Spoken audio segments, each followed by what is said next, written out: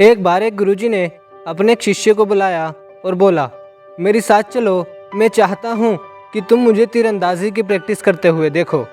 वैसे तो उस शिष्य ने गुरुजी को कई बार तीरंदाजी करते हुए देखा था, परंतु उसे अपने गुरु की आज्ञा का पालन करना था, इसीलिए वो गुरुजी के पीछे पीछे चल दिया।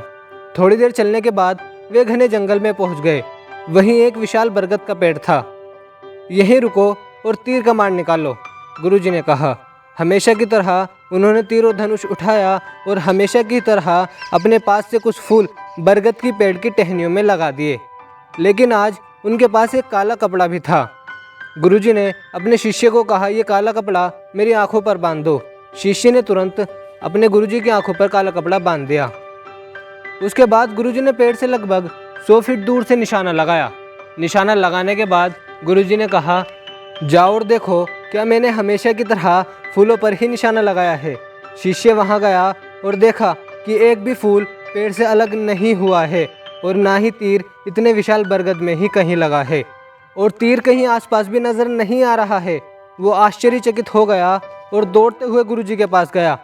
तो बताओ मेरे प्रिय शिष्य, क्या मैंने हमेशा की तरह फूलों पर बिल्कुल सटीक निशाना लगाया है? गुरुजी ने मुस्कुराते हुए पूछा। शिष्य यहाँ कंफ्यूज हो गया और बोला, गुरुजी आपने फूलों पर निशाना नहीं लगाया है और ना ही पेड़ पर। मुझे तीर भी कहीं नहीं मिला। लगता है आपने तीर कहीं दूर ही फेंक दिया है। गुरुजी मुस्कुराते रहे। तब शिष्य ने पूछा, मुझे लगा था कि आज भी आप मुझे लक्ष्य पर ध्यान लगाते हुए सही निशाना लगाना सिखाएंगे। गुरुजी ने कहा, मैंने वही किया मेरे प्रिय शिष्य, लेकिन तुम लक्ष्य को तब तक नहीं भेज सकते जब तक वो तुम्हें दिखाई न दे।